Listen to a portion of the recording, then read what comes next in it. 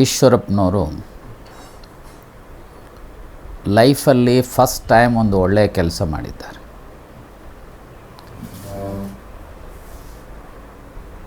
ಯಡಿಯೂರಪ್ಪನವರ ನೇತೃತ್ವದ ಸರ್ಕಾರ ಯಾವ ರೀತಿ ರಾಜ್ಯದಲ್ಲಿ ಆಡಳಿತ ನಡೆಸ್ತಾ ಇದ್ದಾರೆ ಅನ್ನೋದ್ರ ಬಗ್ಗೆ ಇವತ್ತು ಬೆಳಕು ಚೆಲ್ಲುವಂಥ ಪ್ರಯತ್ನವನ್ನು ಮಾಡಿದ್ದಾರೆ. ಯಡಿಯೂರಪ್ಪನವರು ಮೊದಲನೇ ಅವಧಿನಲ್ಲಿ ಅಕ್ರಮ ಗಣಿಗಾರಿಕೆಯ ಹಿನ್ನೆಲೆಯಲ್ಲಿ ಚೆಕ್ ಮೂಲಕ ಭ್ರಷ್ಟಾಚಾರ ಎಸಗಿರ್ತಕ್ಕಂಥ ಹಿನ್ನೆಲೆಯಲ್ಲಿ ಮತ್ತು ಅವರು ಸರ್ಕಾರದಲ್ಲಿದ್ದಂಥವ್ರು ಏನು ಅಕ್ರಮ ಗಣಿಗಾರಿಕೆಯಲ್ಲಿ ಭಾಗಿಯಾಗಿದ್ದರು, ನಾನೇ ಪ್ರಪ್ರಥಮವಾಗಿ as A leader of opposition ವಿಧಾನ ಪರಿಷತ್ನಲ್ಲಿ ವಿರೋಧ ಪಕ್ಷದ ನಾಯಕನಾಗಿದ್ದಾಗ ಸತ್ಯಶೋಧನಾ ಸಮಿತಿಯ ನಮ್ಮ ಪಾರ್ಟಿಯಿಂದ ಕಾನ್ಸ್ಟಿಟ್ಯೂಟ್ ಮಾಡಿದಂಥ ಸಮಿತಿಯ ಅಧ್ಯಕ್ಷನಾಗಿ ಸುಮಾರು 1,00,000 ಕೋಟಿಯಷ್ಟು ರಾಜ್ಯದ ಸಂಪತ್ತು ಲೂಟಿ ಆಗ್ತಾ ಇದೆ ಅನ್ನುವಂಥ ವರದಿ ನಾನು 16th ನವಂಬರ್ 2008 ಕೊಟ್ಟೆ. ನಾನು ಆದಮೇಲೆ 18th ಡಿಸೆಂಬರ್ 2008 ಲೋಕಾಯುಕ್ತರು ಅವರ ಪ್ರಿಲಿಮಿನರಿ ರಿಪೋರ್ಟನ್ನು ಕೊಟ್ಟರು. ನಾನು ಅದನ್ನು ಬಟ್ ಕಮಿಷನ್ಗೆ ರೆಫರ್ ಮಾಡಿಸಿದ್ದೆ ಚೆನ್ನಿಗಪ್ಪನವರು ಬರೆದಂಥ ಪತ್ರದ ಹಿನ್ನೆಲೆಯಲ್ಲಿ. ಆಮೇಲೆ ಬಟ್ ಕಮಿಷನ್ ಮುಂದೆ ನಾನೇ ಆರ್ಗ್ಯೂ ಮಾಡಿದ್ದು CBIಗೆ ಹೋಗಬೇಕು ಅಂಥೇಳಿ ಒತ್ತಾಯ ಮಾಡಿದ್ದೆ. ಆಮೇಲೆ ಬಟ್ಟು CBI ಕಮಿಷನ್ಗೆ ಇಟ್ಸ್ ಎ ಫಿಟ್ ಕೇಸ್ ಅಂತ ಹೇಳಿದರು. ಮತ್ತೆ ಸದನದಲ್ಲಿ ಬಂದು ಅಡಿ ಲೋಕಾಯುಕ್ತ ರೆಫರ್ ನಾನೇ ಮಾಡಿಸಿದಂಥ. ಅದರ ಮಧ್ಯೆ ನಾನು ರಿಪೋರ್ಟ್ ಕೊಟ್ಟ ಮೇಲೆ ಲೋಕಾಯುಕ್ತರೂ ಸಹ ಅವರ ಪ್ರಿಲಿಮಿನರಿ ರಿಪೋರ್ಟನ್ನು 18th ಡಿಸೆಂಬರ್ 2008 ಕೊಟ್ಟರು. ಆದರೂ ಅಷ್ಟಕ್ಕೆ ನಾನು ನಿಲ್ಲಿಸಲಿಲ್ಲ, ಮುಂದುವರಿಸಿದ್ವಿ ಆ ಹೋರಾಟವನ್ನು. ಪ್ರತಿ ವಾರ ಯಾವ ರೀತಿ ಅಕ್ರಮ ಗಣಿಗಾರಿಕೆ ರಾಜ್ಯದಲ್ಲಿ ನಡೀತಾ ಇದೆ ಅನ್ನೋದ್ರ ಮೇಲೆ ಪ್ರೆಸ್ ಕಾನ್ಫರೆನ್ಸಸ್ಸು ಅಲ್ಲಿ ಇಲ್ಲಿ ಹೋರಾಟಗಳೆಲ್ಲ ಮಾಡೋದ್ರ ಹಿನ್ನೆಲೆಯಲ್ಲಿ ಅಂತಿಮವಾಗಿ 27th ಜುಲೈ 2011 ಲೋಕಾಯುಕ್ತರ ಅಂತಿಮ ರಿಪೋರ್ಟ್ ಬಂತು. ಸಂತೋಷ್ ಹೆಗ್ಡೆಯವರು ಅಂತಿಮ ರಿಪೋರ್ಟನ್ನು ಫೈನಲ್ ರಿಪೋರ್ಟ್ ವಾಸ್ ಗಿವನ್. ಅದರಲ್ಲಿ ಯಡಿಯೂರಪ್ಪನವರು ಚೆಕ್ ಮೂಲಕ ಏನು ಸುಮಾರು 20 ಕೋಟಿ ಹಣ ಪಡೆದಿದ್ದಾರೆ ಅನ್ನೋದರ ಪ್ರಸ್ತಾಪದ ಹಿನ್ನೆಲೆಯಲ್ಲಿ ರಾಜೀನಾಮೆ ಕೊಟ್ಟಿದ್ದರು. ಈ ಸಾರಿ ಅಧಿಕಾರಕ್ಕೆ ಬರಬೇಕಾದ್ರು ಯಡಿಯೂರಪ್ಪನವರು ಹಾಗೆ ರಾಜೀನಾಮೆ ಕೊಟ್ಟರು. ಮತ್ತು ಏನೇನೋ ಆಯಿತು, ಅದನ್ನೆಲ್ಲ ನನಗೆ ವಿಸ್ತಾರವಾಗಿ ಈ ಸಂದರ್ಭದಲ್ಲಿ ಹೇಳಲಿಕ್ಕೆ ಹೋಗೋದಿಲ್ಲ. ಈ ಸಾರಿ ಅಧಿಕಾರಕ್ಕೆ ಬರಬೇಕಾದ್ರೂ ಸಹ ಯಾವ ರೀತಿ ಶಾಸಕರನ್ನು ಹ್ಯಾಂಡಲ್ ಮಾಡಿದ್ರು, ಹೇಗೆ ಆಪರೇಷನ್ ಕಮಲದ ಮೂಲಕ ಅನೇಕ ಜನ ಶಾಸಕರಿಗೆ ಏನು 17 ಜನ ತೆಗೆದುಕೊಂಡಿದ್ದಾರೆ, ಅವ್ರ ಜೊತೆಗೆ ಇನ್ನೊಂದಿಷ್ಟು ಜನರೂ ಸಹ ಹಣ ಕೊಡ್ತೇವೆ ಮತ್ತು ಅಧಿಕಾರ ಕೊಡ್ತೇವೆ ಅಂಥೇಳಿ ಅಂಶಗಳನ್ನು ಒಡ್ಡಿರ್ತಕ್ಕಂಥ. ನೆನ್ನೆ ತಾನೇ ಜಸ್ಟಿಸ್ ಕುನ್ನಾ ಅವರು, ನಮ್ಮ ಹೈಕೋರ್ಟಿನ ನ್ಯಾಯಾಧೀಶರು, ಯಾದಗಿರಿ ಶಾಸಕರನ್ನು 10 ಕೋಟಿ ಕೊಡ್ತೇವೆ, ಮಂತ್ರಿಗಿರಿ ಕೊಡ್ತೇವೆ ಅಂಥೇಳಿ ಆಫರ್ ಮಾಡಿದರು. ರಾಜೀನಾಮೆ ಕೊಟ್ಟು ಆಪರೇಷನ್ನ ಕಮಲದ ಮೂಲಕ ಬನ್ನಿ ನಮ್ಮ ಪಾರ್ಟಿಗೆ ಅಂತ ಹೇಳಿದಂಥದ್ದನ್ನು ಶಾಸಕರ ಮಗ ಮಾಡಿರೋಂಥ ಕಂಪ್ಲೇಂಟಿನ ಆಧಾರದ ಮೇಲೆ ಏನು FIR ಆಗಿತ್ತು ಅದನ್ನು ಹೈಕೋರ್ಟಲ್ಲಿ ಹಾಕಿ ಸ್ಟೇ ತೆಗೆದುಕೊಂಡಿದ್ದರು. ನಿನ್ನೆ ನಮ್ಮ ಹೈಕೋರ್ಟಿನ ಆದೇಶ ಮಾಡಿದ್ದಾರೆ, ಇಲ್ಲ ಇವರು ಮಾಡಿರೋವಂಥದ್ದು ಮೇಲ್ನೋಟಕ್ಕೆ ಕಾಣ್ತಾ ಇದೆ, ಇದರಲ್ಲಿ ಇನ್ವೆಸ್ಟಿಗೇಟ್ ಮಾಡಬೇಕಾಗತ್ತೆ. ಇಂಡಿಯನ್ ಪೀನಲ್ ಕೋಡಿನ ವೈಲೇಷನ್ ಇದೆ, ಪ್ರಿವೆನ್ಷನ್ ಆಫ್ ಕರಪ್ಷನ್ ಆ್ಯಕ್ಟ್ನ ವೈಲೇಷನ್ ಇದೆ, ಇನ್ನಿತರವನ್ನು ಸಹ ಪ್ರಸ್ತಾಪ ಮಾಡಿದ್ದು. ಇದರ ಜೊತೆಗೆ ಯಾರು ಶ್ರೀನಿವಾಸ್ ಗೌಡ್ರಿದ್ದಾರೆ, ಕೋಲಾರದ MLA, ಅವರಿಗೆ 5 ಕೋಟಿ ಆಫರ್ ಮಾಡಿದರು ಅಂಥೇಳಿ ಅವರೇನು ಸದನದಲ್ಲಿ ಪ್ರಸ್ತಾಪ ಮಾಡಿದರು. ಅಬ್ರಾಮ್ ಅನ್ನೋಂಥ ಹೋರಾಟಗಾರರು ಹೈಕೋರ್ಟ್ನಲ್ಲಿ ಹಾಕದಂಥ ಕೇಸಿನ ಹಿನ್ನೆಲೆಯಲ್ಲಿ ಅದನ್ನು ನೆನ್ನೆ ಆದೇಶ ಮಾಡಿದ್ದಾರೆ. ಅದರಲ್ಲಿ ಈ ಸರ್ಕಾರದ ಡೆಪ್ಟಿ CM ಆಗಿರುವಂಥ ಅಶ್ವಥ್ ನಾರಾಯಣ, ಆಮೇಲೆ ಚನ್ನಪಟ್ಟಣದ ಯೋಗೇಶ್ವರ್, ಆಮೇಲೆ ಅವರ BDA ಚೇರ್ಮನ್ ವಿಶ್ವನಾಥ್, ಇವರುಗಳೆಲ್ಲನೂ ಸಹ ಭ್ರಷ್ಟಾಚಾರದ ಹಿನ್ನೆಲೆಯಲ್ಲಿ ಇಂಡ್ಯೂಸ್ ಮಾಡಲಿಕ್ಕೆ, ಆಪರೇಷನ್ ಕಮಲ ಮಾಡಲಿಕ್ಕೆ ಹೊರಟಿದ್ದಾರೆ ಅನ್ನೋವಂಥ ಹಿನ್ನೆಲೆಯಲ್ಲಿ ನೆನೆ ತಾನೇ ಆ ಸ್ಪೆಷಲ್ ಕೋರ್ಟ್ನವ್ರಿಗೆ ಡೈರೆಕ್ಷನ್ಸನ್ನು ಕೊಟ್ಟಿದ್ದಾರೆ.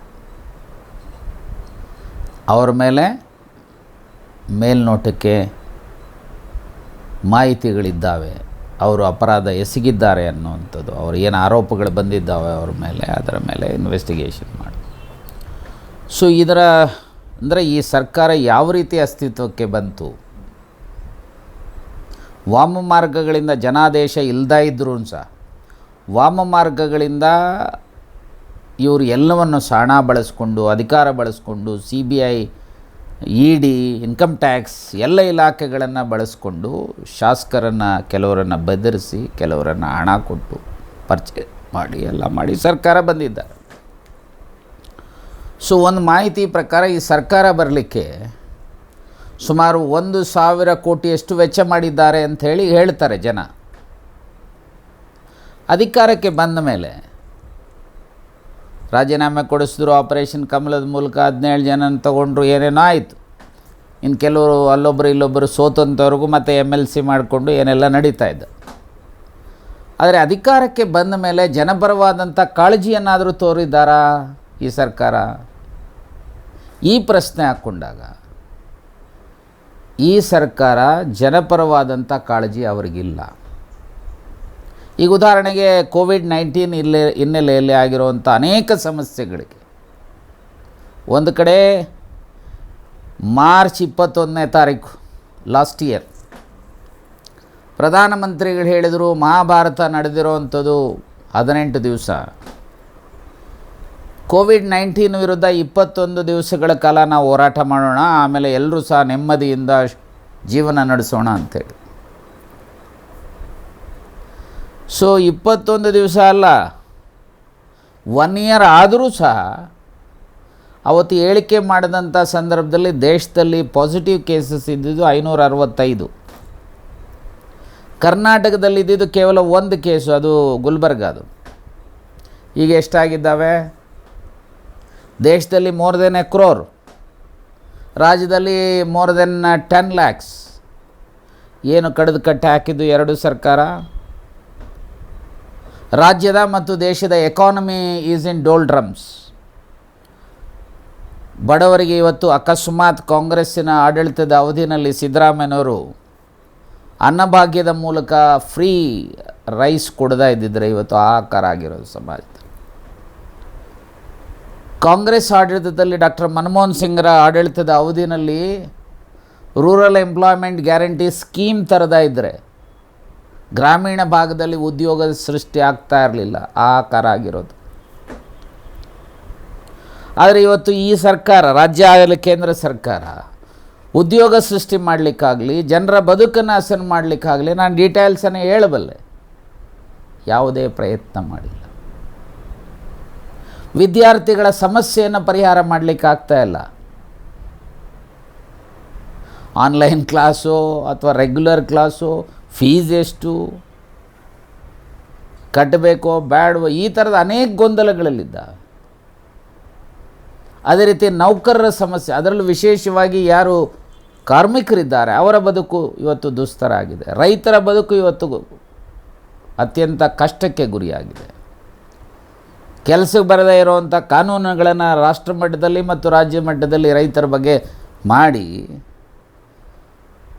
ಯಾರು ಈ ದೇಶದ ಬೆನ್ನೆಲುಬಾಗಿರುವಂಥ ರೈತರ ಬದುಕನ್ನು ಹಾಳು ಮಾಡಲಿಕ್ಕೆ ಕೇಂದ್ರ ಸರ್ಕಾರ ಮತ್ತು ರಾಜ್ಯ ಸರ್ಕಾರ ಹೊರಟಿದೆ.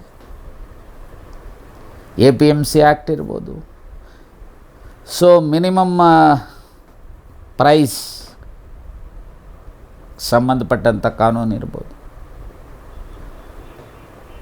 ಮಿನಿಮಮ್ ಸಪೋರ್ಟಿಂಗ್ ಪ್ರೈಸಿನ ಹಿನ್ನೆಲೆ, ಹಾಗೆ ಫಾರ್ಮಿಂಗ್ ಕಾಂಟ್ರಾಕ್ಟಿನ ವಿಚಾರ ಇರ್ಬೋದು. ಸೊ ಈ ಥರದ ಜನವಿರೋಧಿ ಇವತ್ತು ದೇಶವ್ಯಾಪಿ ರೈತರು ಇವತ್ತು ಬೀದಿಗಿಳಿದಿದ್ದಾರೆ. ರೈತರು ಬೆಳೆಯುವಂಥ ಪದಾರ್ಥಗಳಿಗೆ ಮಾರ್ಕೆಟ್ ಸಿಗ್ತಾ ಇಲ್ಲ, ವೈಜ್ಞಾನಿಕ ಬೆಲೆ ಸಿಗ್ತಾ ಇಲ್ಲ. ಸ್ವಾಮಿನಾಥನ್ ವರದಿಯನ್ನು ಜಾರಿಗೆ ತರ್ತೀವಿ ಅಂಥೇಳಿ ಆಶ್ವಾಸನೆ ಕೊಟ್ಟಿದ್ದರು, ಅದು ತರಲಿಲ್ಲ. ಇದು ಕೇಂದ್ರದ್ದು, ರಾಜ್ಯದ್ದು. ಇನ್ನು ರಾಜ್ಯದಲ್ಲಿ ಜನಪರವಾಗಿ ಏನೂ ಕೆಲಸ ಮಾಡಲಿಕ್ಕೆ ಆಗದೇ ಇರೋವಂಥ ಜನ SC ST ಹಣನ ಇವತ್ತು ಡೈವರ್ಟ್ ಮಾಡ್ತಾ ಇದ್ದಾರೆ. 2013ರಲ್ಲಿ ಈ ರಾಜ್ಯದಲ್ಲಿ ಸುಮಾರು 24%, ಅಂದರೆ 17.1% SC, ಸುಮಾರು 7% ಎಸ್ ಟಿ ಇದ್ದಾರೆ. ಹಾಗಾಗಿ 24.1% ನಮ್ಮ ಬಡ್ಜೆಟ್ ಅಲೋಕೇಶನಲ್ಲಿ ಅವರ ವೆಲ್ಫೇರ್ಗೋಸ್ಕರ ತೆಗೆದಿಡಬೇಕು ಅಂಥೇಳಿ ಸನ್ಮಾನ್ಯ ಸಿದ್ದರಾಮಯ್ಯನವರು ಸರ್ಕಾರ ಮಾಡಿತ್ತು. ಸೊ ಅಷ್ಟು ಅಲೋಕೇಶನ್ ಸುಮಾರು ಒಂದು ಹಂತದಲ್ಲಿ 36-38 ಸಾವಿರ ಅಲೋಕೇಶನ್ ಪರ್ ಇಯರ್ ಹೋಗ್ತಾಯಿತ್ತು. 2013ರಲ್ಲಿ ಮಾಡಿದಂಥ ಕಾನೂನು ರೀತಿಯ ಆ ಹಣವನ್ನು ಆ ವರ್ಗದ ವೆಲ್ಫೇರಿಗೆ ಅದೇ ವರ್ಷ ಬಳಸಬೇಕು ಅಂತ, ಅದನ್ನು ಬಳಸ್ತಾ ಇಲ್ಲ. ಈಗ ಅಲೋಕೇಶನ್ ಕಡಿಮೆ ಆಗಿದೆ. ಇನ್ನೊಂದು ಕಡೆ ಇವತ್ತೇನಾಗಿದೆ, ಈ ಬೇರೆ ಬೇರೆ ಇಲಾಖೆಗಳಲ್ಲಿ ಬಿ ಡಿ ಎನಲ್ಲಿ ನಡೆದಂಥ ಒಂದು ಹಗರಣದ ಹಿನ್ನೆಲೆಯಲ್ಲಿ, ಯಾವುದೋ ಒಂದು ಕನ್ಸ್ಟ್ರಕ್ಷನ್ ಹಿನ್ನೆಲೆಯಲ್ಲಿ ಈ ಯಡಿಯೂರಪ್ಪನವರ ಕುಟುಂಬದವರು RTGS ಮೂಲಕ, ಮೊದಲು ಚೆಕ್ ಮೂಲಕ ತೆಗೆದುಕೊಂಡಿದ್ದರು, ಈಗ RTGS ಮೂಲಕ 7.4 crores HDFC ಬ್ಯಾಂಕ್ ಶೇಷಾದ್ರಿಪುರಂ ಇದರಲ್ಲಿ ಅವರ ಅಕೌಂಟ್ಗೆ ಹೋಗುತ್ತೆ, ಅವರ ಕುಟುಂಬದವರ ಹೆಸರಿಗೆ. ಆ ಎಲ್ಲ ಮಾಹಿತಿಗಳನ್ನು ಜನತೆ ಮುಂದೆ ಇಟ್ವಿ. ಅದು ಸದನದಲ್ಲಿ ನಮ್ಮ ಪಾರ್ಟಿಯವರು ಇಟ್ಟರು. ದಪ್ಪ ಚರ್ಮದವರಿಗೆ ಏನೂ ಅದರ ಮೇಲೆ ಪರಿಣಾಮ ಆಗಲಿಲ್ಲ. ಕಲ್ಕತ್ತಾದಿಂದ ಶೆಲ್ ಕಂಪ್ನೀಸ್ 5 ಕೋಟಿಯ ಹಣ ಇಲ್ಲಿಗೆ ಟ್ರಾನ್ಸ್ಫರ್ ಮಾಡ್ತಾರೆ ಯಡಿಯೂರಪ್ಪನವರ ಕುಟುಂಬದವರ. ಅಂದರೆ ಬ್ಲ್ಯಾಕ್ ಮನಿನ ಹೇಗೆ ವೈಟ್ ಮಾಡ್ಕೊಳ್ಳೋದು ಅನ್ನೋದರ ಹಿನ್ನೆಲೆಯಲ್ಲಿ. ಅದರ ಬಗ್ಗೆನೂ ಪಾಪ ಮೋದಿಯವರು ಹೇಳ್ತಾರೆ, ನಾನು ತಿನ್ನೋಲ್ಲ, ತಿನ್ನೋದಕ್ಕೂ ಯಾರನ್ನೂ ಬಿಡಲ್ಲ ಅಂತ. ಸುಮ್ಮನೆ ಉಡಾಫೆ ಮಾತುಗಳಾಡೋದು. ನಾನು ಪಾರ್ಲಿಮೆಂಟಲ್ಲಿ ನೋಡಿದ್ದೇನೆ ಒಂದಿಷ್ಟು ದಿವಸ. ನಾನು ಆ್ಯಸ್ ಎ ಪಾರ್ಲಿಮೆಂಟ್ ಮೆಂಬರ್ ಮೋದಿಯ ಬದ್ಧತೆಯನ್ನು, ಮೊದಲನೇದು ಪಾರ್ಲಿಮೆಂಟಿಗೆ ಬರಲ್ಲ ಗಿರಾಕಿ. ಸೊ ಇವತ್ತು ಏನಾಗಿದೆ, ಒಂದು ಕಡೆ ಭ್ರಷ್ಟಾಚಾರದ ಗಂಗೋತ್ರಿಯನ್ನು ಇವತ್ತು ಈ ಸರ್ಕಾರದಲ್ಲಿ ಹರಸ್ತಾ ಇದ್ದಾರೆ. ಎಸ್ಪೆಷಲಿ ಯಡಿಯೂರಪ್ಪನವರ ಕುಟುಂಬದವರು ಇದರಲ್ಲಿ ಇನ್ವಾಲ್ವ್ ಆಗಿದ್ದಾರೆ. ಹೇಗೆ ಅವ್ರ ಮಗ, ಮೊಮ್ಮಕ್ಕಳು, ಅಳಿಯಂದರು, ಮಕ್ಕಳು ಎಲ್ಲರೂ ಸಹ ಹೇಗೆ ಇನ್ವಾಲ್ವ್ ಆಗಿದ್ದರು ಅನ್ನೋದನ್ನು ನಾನು RTGS ವಿಚಾರದ ಹಿನ್ನೆಲೆಯಲ್ಲಿ ಪವರ್ TVನವರು ಇನ್ನಿತರ ಎಲ್ಲ ಸೇರಿ ಹೇಳಿದಂಥದ್ದನ್ನು ಸಹ ಪ್ಲೇಸ್ ಮಾಡಿದ್ದೆ. ಸೊ ಈಗ ಅವರ ಪಕ್ಷದವರೇ ಯತ್ನಾಳರು ದಿನ ಹೇಳ್ತಾ ಇದ್ದಾರೆ. ಅವ್ರ ಪಕ್ಷದ ಶಾಸಕರೇ ಯತ್ನಾಳ್, ಬಿಜಾಪುರದ MLA ಅವರು. ಸೊ CDಗಳನ್ನು ಬಳಸಿ ಬ್ಲ್ಯಾಕ್ ಮೇಲ್ ಮಾಡಿ ಮಂತ್ರಿಗಳಾಗ್ತಾರೆ, ಕೆಲಸಗಳು ಮಾಡಿಕೊಳ್ತಾ ಇದ್ದಾರೆ, ಭ್ರಷ್ಟಾಚಾರ ನಡೆಸ್ತಾ ಇದ್ದಾರೆ. ವಿದೇಶಕ್ಕೆ 24 ಜನ ಅವರ ಕುಟುಂಬದವರು ಸ್ಪೆಷಲ್ ಫ್ಲೈಟಲ್ಲಿ ಹೋಗಿ ಎಷ್ಟು ಹಣ ಇಟ್ಟು ಬಂದರು ಅನ್ನೋದನ್ನು ನನ್ನ ಹತ್ರ ಮಾಹಿತಿ ಇದೆ ಅಂತೇಳಿ ಅವ್ರ ಪಾರ್ಟಿಯವರು ಹೇಳ್ತಾರೆ, ನಾವು ಹೇಳಿದ್ದಲ್ಲ. ಸೊ ಹಾಗಾದರೆ ನಾ ತಿನ್ನೋದಿಲ್ಲ, ತಿನ್ನೋದಕ್ಕೂ ಬಿಡೋದಿಲ್ಲ ಅನ್ನೋಂಥವ್ರಿಗೆ ಏನು ಮಾಡ್ತಾ ಇದ್ದಾರೆ ಮಿಸ್ಟರ್ ಮೋದಿ ಆ್ಯಂಡ್ ಅಮಿತ್ ಶಾ? ನನಗನ್ಸುತ್ತೆ there must be something behind this. ಅವ್ರಿಗೂ ಏನೋ ಇದರಲ್ಲಿ ಇಂಟ್ರೆಸ್ಟ್ ಇರಬೇಕು. ನೋಡಿ, ಈಗ ಈಶ್ವರಪ್ಪನವರು ಒಂದು ಹಂತದಲ್ಲಿ ಅವರು ಡೆಪ್ಟಿ CM ಆಗಿದ್ದಂಥ, ಆ BJPಯ ಸಂಘಟನೆಯಲ್ಲಿ ಮತ್ತು RSSನ ಸಂಘಟನೆಯಲ್ಲಿ ತನ್ನನ್ನು ತಾನು ತೊಡಗಿಸ್ಕೊಂಡಂಥವ್ರು. ಆ ಶಿವಮೊಗ್ಗ ಜಿಲ್ಲೆಯವರು ಭಾಳ ಜನ ಹಿರಿಯರಿದ್ದಾರೆ. ಭಾಳ ಒಂದು ಕಡೆ RSSನ ನಂಬರ್ 2 ದತ್ತಾತ್ರೇಯ ಹೊಸಬಾಳೆ ಅವರು ನನ್ನ ಜೈಲ್ ಮೇಟ್. ನಾನು ಅವರೊಟ್ಟಿಗೆ ಎಮರ್ಜೆನ್ಸಿನಲ್ಲಿ ಜೈಲಲ್ಲಿದ್ದಂಥ. ಯಡಿಯೂರಪ್ಪನವರಲ್ಲಿ ಅವರೇ, ಶಂಕರಮೂರ್ತಿಯವರಲ್ಲಿ ಅವರೇ, ಈಶ್ವರಪ್ಪನವರಲ್ಲಿ ಅವರೇ, ಆಯನೂರು ಮಂಜುನಾಥ್ ಅಂತವರು ಅಲ್ಲಿ ಅವರೇ. ಸೊ ಅವರು ಇದು ಅವರ ಸಂಬಂಧಗಳು ಕೇವಲ ಒಂದು ದಿವಸದ್ದು, ಒಂದು ವರ್ಷದ್ದಲ್ಲ, ಅನೇಕ ದಶಕಗಳ ಸಂಬಂಧ, ಅನೇಕ ದಶಕಗಳ ಸಂಬಂಧ. ಆ ಸಂಬಂಧದ ಹಿನ್ನೆಲೆಯಲ್ಲೂ ಸಹ ಈಶ್ವರಪ್ಪನವರು ಪ್ರಧಾನಮಂತ್ರಿಗಳಿಗೆ, ರಾಜ್ಯಪಾಲರಿಗೆ, ಗೃಹ ಸಚಿವರಿಗೆ, ಕೇಂದ್ರದ ಅಮಿತ್ ಶಾ ಅವರಿಗೆ, ನಡ್ಡಾ ಅವರಿಗೆ, ಸಂತೋಷ್ರವರಿಗೆ, ಇನ್ನಿತರಿಗೆ ಎಲ್ರಿಗೂ ಸಹ ಪತ್ರ ಬರೆದಿದ್ದಾರೆ, ಕಂಪ್ಲೇಂಟ್. ಏನಂತ ಹೇಳಿದ್ರೆ, ನನ್ನ ಇಲಾಖೆಯ ಸುಮಾರು 1,299 ಕೋಟಿಯಷ್ಟು ನನ್ನ ಗಮನಕ್ಕೆ ತರದೇನೆ ತೆರೆಮನೆಯಲ್ಲಿ ಅವರಿಗೆ ಬೇಕಾದಂಥ ಶಾಸಕರುಗಳಿಗೆ, ಅವರ ಸಂಬಂಧಿಕರಿಗೆ ಹಣ ಕೊಟ್ಟಿದ್ದಾರೆ. ಅದರಲ್ಲೂ ಬೆಂಗಳೂರು ನಗರ ಜಿಲ್ಲೆಯ ಜಿಲ್ಲಾ ಪಂಚಾಯತಿ ಅಧ್ಯಕ್ಷರು ಯಾರೋ ಮರಿಸ್ವಾಮಿ ಅನ್ನುವಂಥವ್ರು, ಅವರು is A very close relative of mister Yediyurappa. ಅವರಿಗೆ 67 ಕೋಟಿ ರಿಲೀಸ್ ಮಾಡಿದ್ದಾರೆ. ಸೊ ಅದರ ಒಟ್ಟಾರೆ ನೋಡಿದ್ರೆ ಇದು ಭ್ರಷ್ಟಾಚಾರಕ್ಕೆ ಮೂಲ. ಹಾಗಾದ್ರೆ ಯಾಕೆ ಈಶ್ವರಪ್ಪನವರನ್ನು ಗಣನೆ ತೆಗೆದುಕೊಳ್ಳಿಲ್ಲ, ಕಾನ್ಫಿಡೆನ್ಸಿಗೆ ತೆಗೆದುಕೊಳ್ಳಿಲ್ಲ? ಇನ್ಫ್ಯಾಕ್ಟ್ ಸಂವಿಧಾನದ ಆರ್ಟಿಕಲ್ 163 ಆ್ಯಂಡ್ 164 ಪ್ರಕಾರ ಸೊ ಈ chief minister and council of ministers has to advise the governor, aid and advise the governor, collective ಆಗಿ ಮಾಡಬೇಕು. ಹಾಗೆ ಇವರು chief minister he will be a head of the council of ministers, ಆದರೆ ಇವರು ಸರ್ವಾಧಿಕಾರಿ ಅಲ್ಲ. ಸೊ ಅವರದೇ ಆಗಿರುವಂಥ ನಿಯಮಾವಳಿಗಳಿದ್ದಾವೆ. ಯಾವುದೇ ಹಣ ಫೈನಾನ್ಸ್ ಡಿಪಾರ್ಟ್ಮೆಂಟಿಂದ ರಿಲೀಸ್ ಆಗಬೇಕಾದ್ರೆ ಥ್ರೂ ಡಿಪಾರ್ಟ್ಮೆಂಟ್ ಮೂಲಕ ಹೋಗಬೇಕು.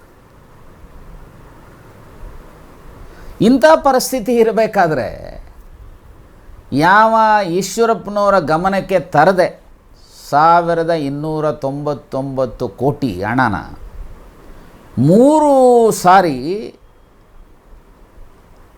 ರಿಲೀಸ್ ಮಾಡೋದಕ್ಕೆ ಆದೇಶ ಮಾಡಿ ಸ್ವಜನ ಪಕ್ಷಪಾತ ಮಾಡಿದ್ದಾರೆ, ಭ್ರಷ್ಟಾಚಾರಕ್ಕೆ ಕಾರಣರಾಗಿದ್ದಾರೆ, ಅಕ್ರಮಗಳಿಗೆ ಕಾರಣರಾಗಿದ್ದಾರೆ. ಇದನ್ನು ಆ ಪಕ್ಷದ ಒಬ್ಬ ಮಂತ್ರಿ, ಹಾಲಿ ಮಂತ್ರಿ ಈಶ್ವರಪ್ಪನವರು ಪ್ರಧಾನಮಂತ್ರಿಗಳಿಗೆ ಹೇಳಿದ್ದಾರೆ, ಗೃಹ ಸಚಿವರು ಕೇಂದ್ರದವ್ರಿಗೆ ಹೇಳಿದ್ದಾರೆ, ಅವರ ಪಾರ್ಟಿಯ ಅಧ್ಯಕ್ಷರಿಗೆ ಹೇಳಿದ್ದಾರೆ, ರಾಜ್ಯಪಾಲರಿಗೆ ಹೇಳಿದ್ದಾರೆ. ಸೊ ಇವತ್ತು ನಾನು ಅಂದ್ಕೊಂಡಿದ್ದೆ ನಾನು ತಿನ್ನೋದಕ್ಕೂ ಬಿಡೋದಿಲ್ಲ ಅನ್ನೋವಂಥ ಮೋದಿ ನಿಜಕ್ಕೂ ಸಹ ಬದ್ಧತೆ ಇದ್ದರೆ ವಿತಿನ್ ನೋ ಟೈಮ್ ಯಡಿಯೂರಪ್ಪನವರನ್ನು ರಾಜೀನಾಮೆ ಪಡಿಬೇಕಾಯ್ತು. ಅಥವಾ ಯಡಿಯೂರಪ್ಪನವರು ಆ ರೀತಿ ಮಾಡಿಲ್ಲ ಅನ್ನೋ ಹಾಗಿದ್ದರೆ ಇಷ್ಟೊತ್ತಿಗೆ ಸುಳ್ಳು ಹೇಳಿದೆಯಾ ಅಂಥೇಳಿ ಈಶ್ವರಪ್ಪನವರನ್ನು ಸ್ಯಾಕ್ ಮಾಡಬೇಕಾಯ್ತು. ಈಶ್ವರಪ್ಪನವರಿಗೆ ಸ್ಪಷ್ಟ ಆಯಿತು, ಯಡಿಯೂರಪ್ಪನವರ ನಾಯಕತ್ವದಲ್ಲಿ ವಿಶ್ವಾಸ ಇಲ್ಲ. ಯಡಿಯೂರಪ್ಪನವರು ಸ್ವಜನ ಪಕ್ಷಪಾತ ಮಾಡಿದ್ದಾರೆ, ಭ್ರಷ್ಟಾಚಾರ ಮಾಡಿದ್ದಾರೆ, ಅಕ್ರಮಗಳು ಮಾಡಿದ್ದಾರೆ. ಹಾಗಾಗಿ ಇದನ್ನು ರಾಜ್ಯಪಾಲರಿಗೆ ಇನ್ನಿತರ ಸಂಬಂಧಪಟ್ಟವ್ರ ಗಮನಕ್ಕೆ ತಂದಿದ್ದೇನೆ ಅಂಥೇಳಿ ಅಷ್ಟಕ್ಕೆ ನಿಲ್ಲಿಸಬಾರ್ದು. ಈಶ್ವರಪ್ಪನವರು ಪಕ್ಷಕ್ಕಿಂತ ವ್ಯಕ್ತಿಗತ ವಿಚಾರಗಳಿಗಿಂತ ರಾಜ್ಯದ ಹಿತ ಮುಖ್ಯ. ರಾಜ್ಯದ ಸಂಪತ್ತನ್ನು ಈ ರೀತಿ ಸ್ವಜನ ಪಕ್ಷಪಾತ ಭ್ರಷ್ಟಾಚಾರದ ಮೂಲಕ ಏನು ಇವತ್ತು ಯಡಿಯೂರಪ್ಪನವರು ಮಾಡಿದಿರೋದನ್ನು ನೀವೇನು ಬರವಣಿಗೆಯಲ್ಲಿ ಇಟ್ಟಿದ್ದೀರಿ, ನೀವು ಬದ್ಧತೆಯನ್ನು ತೋರಬೇಕು ಈಶ್ವರಪ್ಪನವರೇ. ಈ ಒಂದು ಸ್ವಜನ ಪಕ್ಷಪಾತ ಭ್ರಷ್ಟಾಚಾರದ ವಿರುದ್ಧ ನೀವು ಹೋರಾಟಕ್ಕೆ ಮುಂದೆ ಆಗಬೇಕು. ಸೊ ಯಡಿಯೂರಪ್ಪನವ್ರಿಗೆ ಏನಾದರೂ ಸ್ವಲ್ಪನಾದರೂ ಮಾನ ಮರ್ಯಾದೆ ಅನ್ನೋಂಥದ್ದರೆ, ಪ್ರಜಾಪ್ರಭುತ್ವ ವ್ಯವಸ್ಥೆಯ ನಿಲುವುಗಳು ಗೊತ್ತಿದ್ದರೆ, ಬದ್ಧತೆ ಇದ್ದರೆ, ಸಂವಿಧಾನ ಗೊತ್ತಿದ್ದರೆ, ಇಲ್ಲ ಈಶ್ವರಪ್ಪ ಹೇಳೋದು ಸುಳ್ಳು, ಅವರನ್ನು ಸ್ಯಾಕ್ ಮಾಡ್ತಾ ಇದ್ದೀನಿ ಅಂತ ಹೇಳಬೇಕಾಯ್ತು.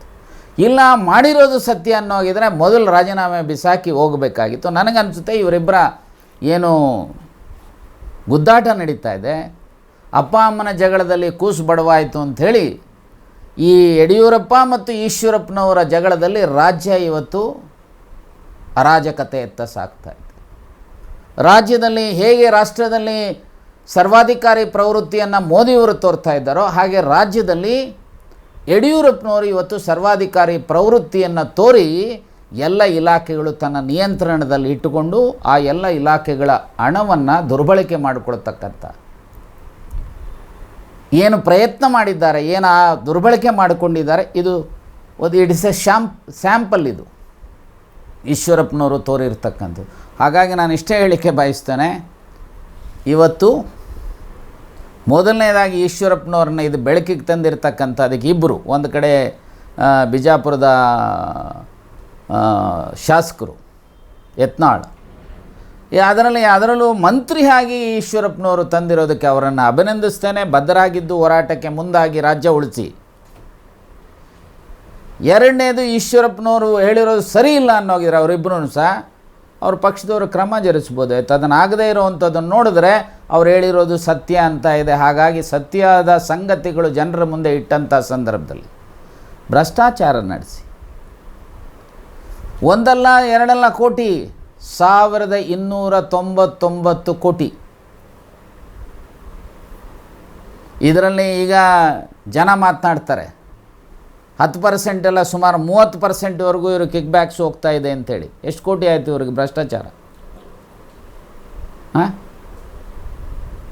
ಸೊ ಹಾಗಾಗಿ ಇಲ್ಲಿ ನೂರಾರು ಕೋಟಿ ಭ್ರಷ್ಟಾಚಾರ ಮಾಡಿರೋವಂಥ ಯಡಿಯೂರಪ್ಪನವರು ಯಾವ ಮುಖ ಇಟ್ಕೊಂಡು ರಾಜ್ಯದ ಮುಖ್ಯಮಂತ್ರಿಗಳಾಗಿ ಮುಂದುವರಿತಾರೆ? ಹಾಗಾಗಿ ನಾನು ಇಷ್ಟೇ ಹೇಳ್ತೇನೆ, ಕೂಡಲೇ ನೈತಿಕತೆ ಅನ್ನುವಂಥದ್ದು ನಿಮಗೇನಾದರೂ ಇದ್ದರೆ, ಭ್ರಷ್ಟಾಚಾರ ವಿರುದ್ಧ ನಿಮ್ಮ ಪಾರ್ಟಿ ಮಾತನಾಡೋದು ನಿಜಕ್ಕೂ ಸಹ ಸತ್ಯ ಆಗಿದ್ದರೆ ಮೊದಲು ರಾಜೀನಾಮೆ ಬಿಸಾಕಿ ಹೋಗಬೇಕು. ಇಲ್ಲ ಅನ್ನೋದ್ರೆ ರಾಜ್ಯಪಾಲರ ಇಂಟರ್ವ್ಯೂನ್ ಆಗಿ, ಯಾಕಂದರೆ ರಾಜ್ಯಪಾಲರಿಗೆ ಯಾವಾಗ ಈಶ್ವರಪ್ಪನವರು ಕಂಪ್ಲೇಂಟ್ ಮಾಡಿದ್ದಾರೋ ಕಾನ್ಸ್ಟಿಟ್ಯೂಷನಲ್ ಮಿಷನರಿ ಬ್ರೇಕ್ ಡೌನ್ ಆಗಿದೆ, ಭ್ರಷ್ಟಾಚಾರ ನಡೀತಾ ಇದೆ. I think article 356 has to be invoked by the governor. ಈ ಕೆಲಸ ಮಾಡಬೇಕು, ಇಲ್ಲ ಅಂದರೆ ಜನರೇ ಅಂತಿಮವಾಗಿ BJPನವರಿಗೆ ಪಾಠ ಕಲಿಸುವಂಥ ದಿನಗಳು ದೂರ ಇಲ್ಲ ಅನ್ನುವಂಥ ಎಚ್ಚರಿಕೆ ಮಾತನ್ನು ಹೇಳಿಕೆ ಬಯಸ್ತೀನಿ.